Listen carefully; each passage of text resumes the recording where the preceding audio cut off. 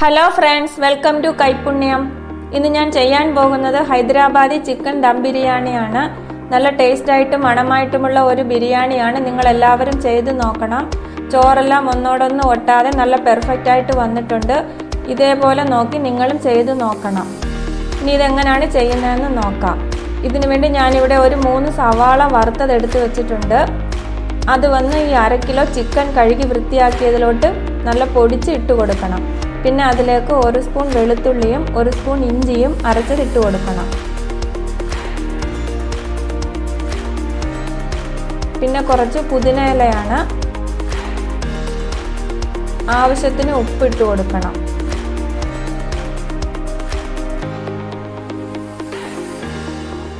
പിന്നെ ഇതിലേക്ക് 1/2 സ്പൂൺ മഞ്ഞൾപ്പൊടിയും 1 സ്പൂൺ മുളക് പൊടിയും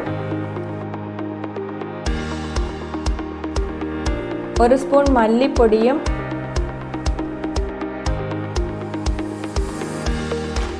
1/2 സ്പൂൺ ഗരം മസാല പൊടിച്ചതും ഇട്ട് കൊടുക്കണം. പിന്നെ ഇതിലേക്ക് ഷാജീരകമാണ്, അത് 1/2 സ്പൂൺ ഇടണം. ഇട്ടിട്ട് 2 സ്പൂൺ നെയ്യും 2 സ്പൂൺ എണ്ണയും ഒഴിച്ചു കൊടുക്കണം.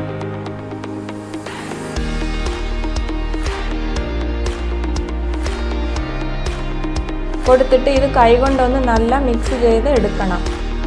ആ ഇൻഗ്രീഡിയൻസ് എല്ലാം ചിക്കന് നല്ല പിടിക്കുന്നതിന് വേണ്ടി നല്ല ഒന്ന് കൈകൊണ്ട് ഇളക്കി വെക്കണം. ഇത് നമുക്ക് പെട്ടെന്ന് തന്നെ തയ്യാറാക്കാൻ പറ്റും. ഇതേ രീതിയിൽ നിങ്ങളും ചെയ്ത് നോക്കണം. പിന്നെ ഇതിലേക്ക് 1/2 കപ്പ് തൈര് ഒഴിച്ചു കൊടുക്കണം. തൈര് ഒരുപാട് പുളിക്കാത്ത തൈര് വേണം ഒഴിക്കാൻ. ഒഴിച്ചിട്ട് വീണ്ടും കൈകൊണ്ടൊന്ന് നല്ല മിക്സ് ചെയ്തെടുക്കണം.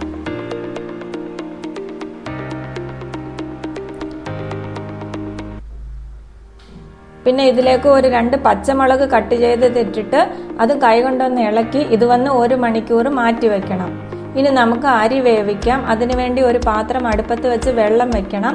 അതിലേക്ക് 2 തുണ്ട് പട്ടയും 3 ഏലക്കായും 3-4 ഗ്രാമ്പൂവും പിന്നെ മല്ലിയില, പുതിന ഇല,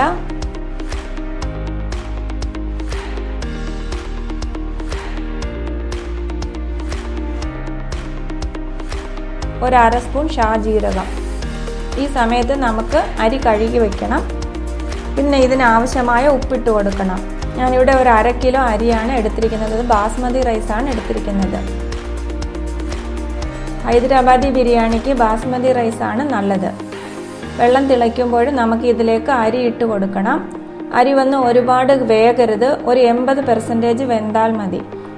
നല്ല വെന്തെങ്കിൽ നമ്മൾ ദം ചെയ്യുമ്പോൾ അത് കുഴഞ്ഞു പോകും. ഇനി ഇതിലേക്ക് 1 സ്പൂൺ എണ്ണയും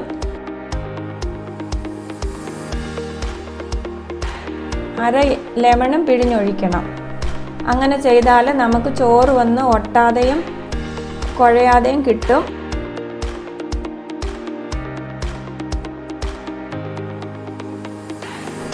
ഇപ്പോൾ ചോറ് നല്ല വെന്ത് വന്നിട്ടുണ്ട്. ഇനി ഇത് നമുക്ക് വടിച്ച് മാറ്റാം.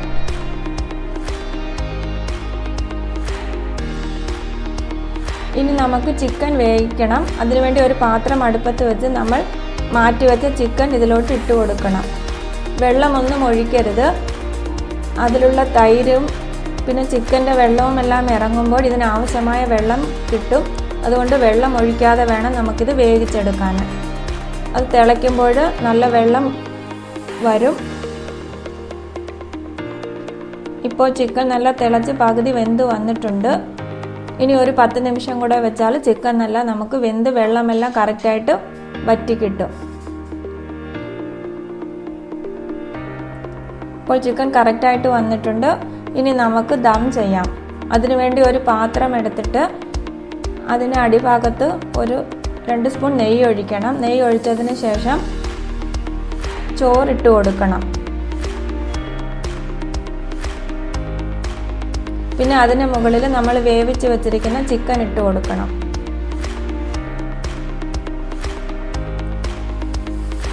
പിന്നെ അതിന് മുകളിൽ ചോറിട്ട് കൊടുക്കണം.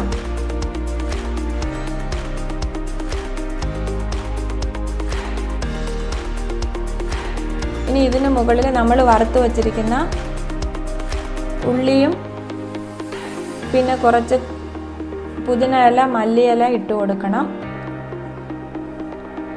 പിന്നെ 1 സ്പൂൺ നെയ്യ് ഒഴിച്ചു കൊടുക്കണം.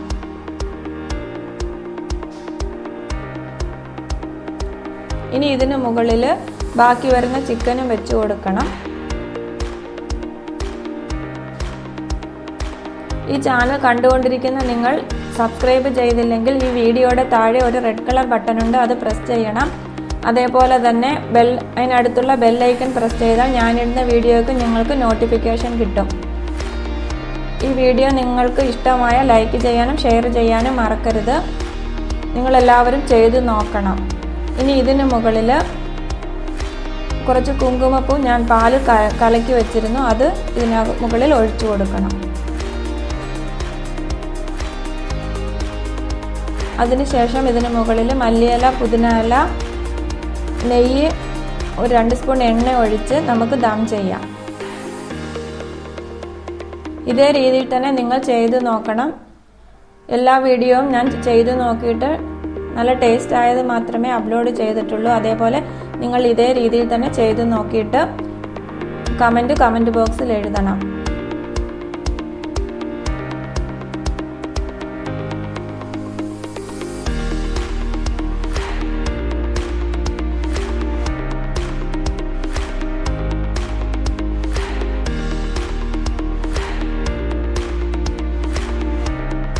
ഇനി ഇതെങ്ങനെയാണ് ദം ചെയ്യുന്നതെന്ന് നോക്കാം.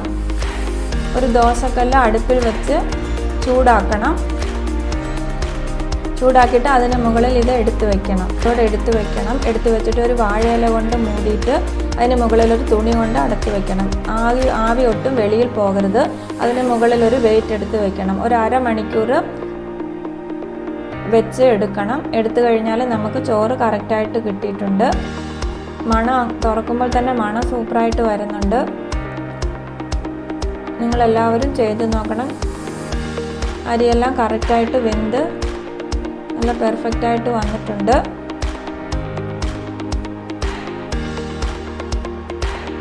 നിങ്ങളെല്ലാവരും ചെയ്ത് നോക്കണം. നല്ല ടേസ്റ്റാണ്.